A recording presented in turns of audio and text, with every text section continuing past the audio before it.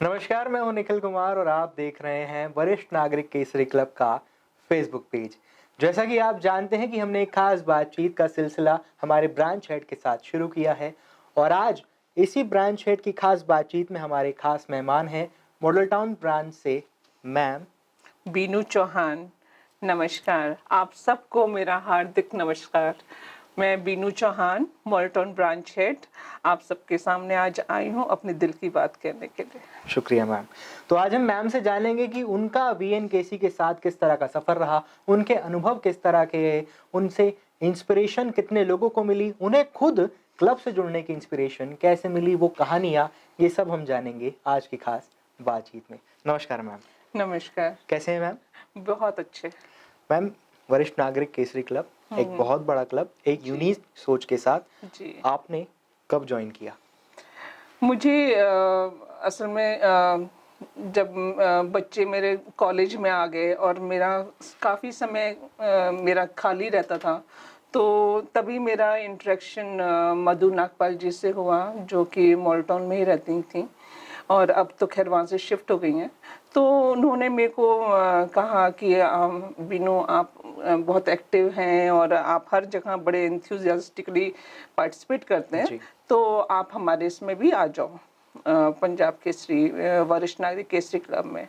तो महीने में 1 या 2 मीटिंग्स होती थी और मुझे खाली वही 2 घंटे के लिए जाना होता था। तो 11 से 1 बजे का टाइम होता था, सोमवार का दिन होता था।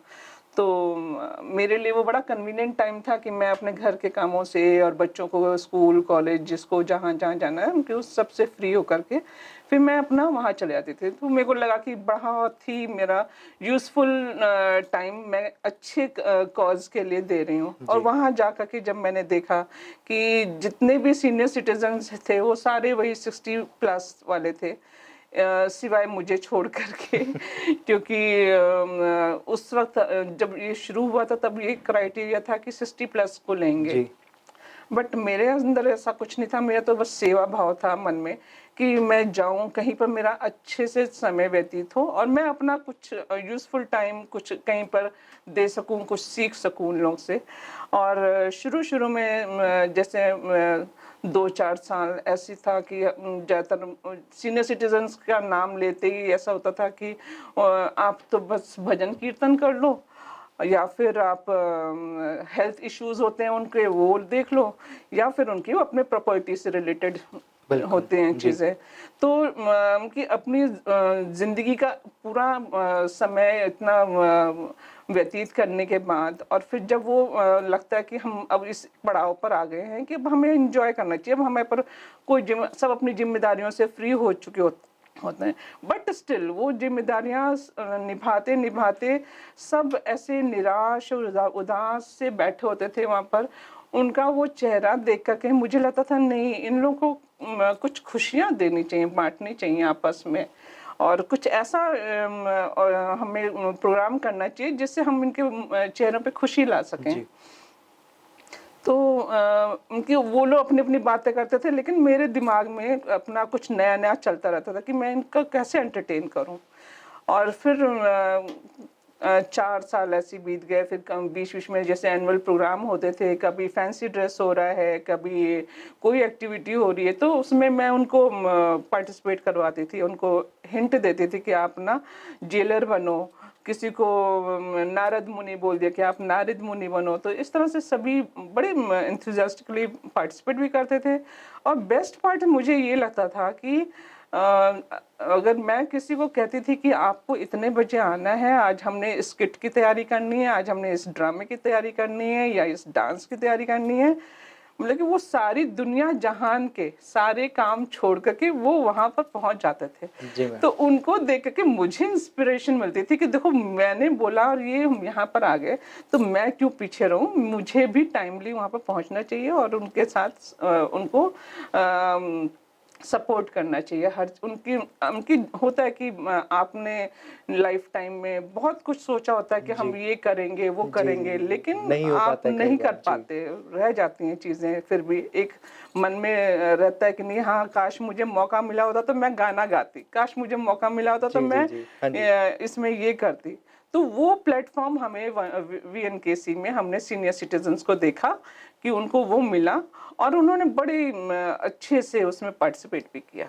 मैम फिलहाल आपका वीएनकेसी के साथ कितने सालों का सफ़र हो चुका है और अभी तक का आपका अनुभव कैसा रहा है? मैं तो हर रोज जब भी वहां जाती हूँ, हर हमेशा नया नया कुछ ना कुछ सीखने को मिलता है। और मैं तो कहूँगी कि किरण मैम तो पूरा एकदम नई नई चीज़ों का पूरा पिटारा है। जी, क्योंकि आप ये सोचोगे कि हम लोग का कभी ध्यान उस तरफ जाता ही नहीं, जिस तरह की वो चीज़ें सोच जाती हैं।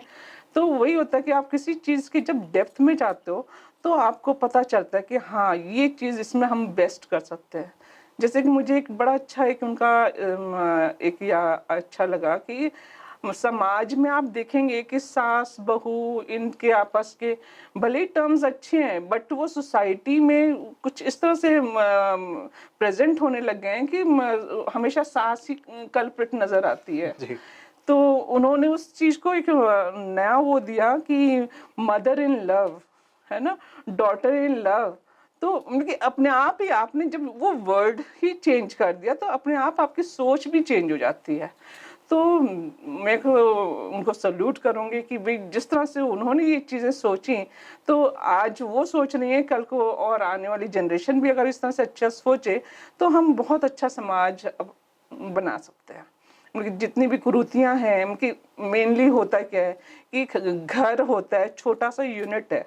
और जो भी अगर बच्चा वहां पर पलेगा बढ़ेगा बड़ा बड़ा होगा, अगर उसकी परवरिश अच्छी हुई है, अगर उसको संस्कार अच्छे मिले हैं, तो वो आगे जा करके भी वो संस्कार उसको बांध के रखेगा, उसको गलत रास्ते पर नहीं जाने देगा।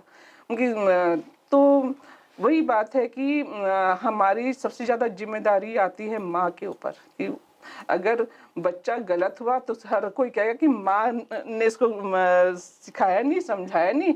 तो सबसे पहले भले ही बाप की गलती रही हो, बट माँ के ऊपर उंगली उठती है। जी। बट ये है कि माँ जहाँ प्यार करती है वहां पर उसको डांटना करने का भी अधिकार पूरा पूरा जी। है।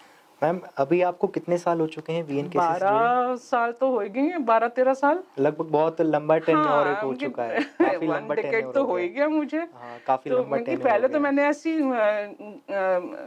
जैसे होता है फ्री टाइम में एक तो होता है कि अगर आप जॉब नहीं कर रहे हैं कहीं, वैसे कि घर के आप 10 काम कर लो, बट वो कोई गिनती में नहीं आता, जी, जी, है जी। ना। जिसका भी सबका बैकलॉग होता है, बच्चे अगर ऑफिस गए या स्कूल गए या कॉलेज गए, उनका जो बैकलॉग है वो मम्मी के ऊपर आता है कि मम्मी ये बिल्कुल मेरा ये मैम। कर देना, मम्मी वो कर देना। जी, हस्बैंड का बैकलॉग आएगा, तुम ये देख लेना, मदर इन लॉ को देख लेना, उनको दवाई दिलवा जी, देना। एज़ बैकएंड हाँ, मैनेजर वो वर्क बैक करते एंड हैं। जी। आउटसोर्सिंग वाला जी, जी, काम जी। कर रही होती हैं सारा। और स्टिल वो लोग अच्छे से खुश भी रहती हैं और अपना घर के माहौल को भी अच्छा रखती हैं और हर तरीके से बैलेंस बना के रखती हैं। तो मेरा ये था कि मैंने तो पहले जैसे मैंने बताया आपको कि किरण मैम का इतना अच्छा सोच है और उनकी एक अपने आप में ही मेरे को बड़ी यूनिक सी चीज़ लगी कि जो उन्होंने इतना सीनियर सिटीजन्स के बारे में सोचा।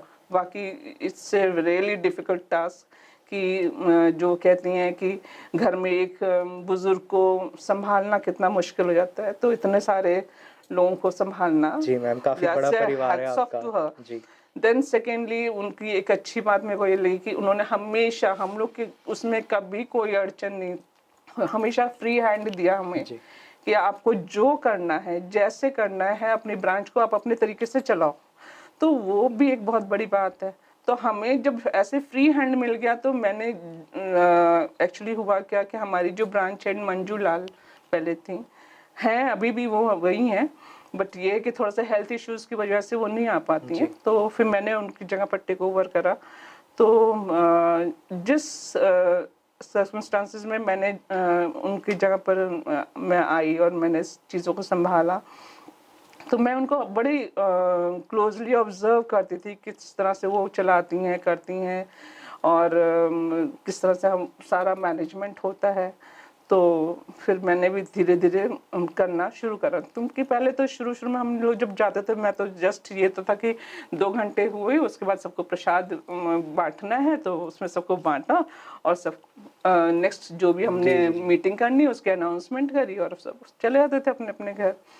जब अपने ऊपर सर पे जिम्मेदारी आई तो फिर मैंने सोचा कि ये तो थोड़ा सा और अच्छे से ऑर्गेनाइज करना पड़ेगा, और इसको थोड़ा सा और इसके अंदर एंटरटेनमेंट भरना पड़ेगा। तो फिर मैंने थोड़ा सा उनको आर्ट एंड क्राफ्ट की तरफ करा कि नहीं, आप लोग घर में जैसे आपके घर में नाती नातिन हैं, पोती पोती वगैरह हैं, तो स्कूल में उनको आर्ट एंड क्राफ्ट का कुछ ना कुछ तो बोलते ही हैं करने कराने के लिए। अच्छा, पेरेंट्स जब दोनों ही वर्किंग हैं तो उनके पास टाइम वैसे ही नहीं होता, तो ले दे करके दादा दादी ही उनके संपर्क में आते हैं। तो फिर मैंने उनको वही बोला, जैसे आपके पास पुरानी फोटोज थी, आप खाली अपनी पुरानी फोटोज लेकर आइए और एक बड़ा बड़ा चार्ट पेपर लाइए, और फिर उस पे फोटोज चिपकाए अपनी, और फिर आप उसका कोलाज बना करके अपने रूम में लगा दीजिए, और कुछ भी कैप्शन लिखिए उसमें। तो एक आपको देखो कितनी अच्छी अनुभूति होगी उसको देख करके। जब आप जिस तरह की आप स्टोरीज बता रही हैं जी, उसमें काफी मेहनत लगती है, और इस चीज में जिस तरह का आप काम कर रही है एक एनजीओ के लिए, इसमें एक जो फैमिली सपोर्ट है वो बहुत ही सिग्निफिकेंट रोल प्ले करता है। तो आपकी फैमिली का किस तरह से सपोर्ट रहा है आपको? मैंने बताया ना कि मेरे हस्बैंड जॉब में थे, तो मोस्टली उनका ट्रांसफरेबल जॉब था। तो जब तक बच्चे छोटे थे तब तक मैं उनके साथ मैं भी रही। ट्रांसफर हुआ तो मैं भी साथ में गई, पूना हम लोग गए रहे, और भी जगह पर रहे। फिर बच्चे जैसे 10th 12th में आ गए थे, then again I move to Delhi. मैं क्या, अब इनका नहीं तो बोर्ड चेंज हो जाएगा, सारी दिक्कतें आएंगी।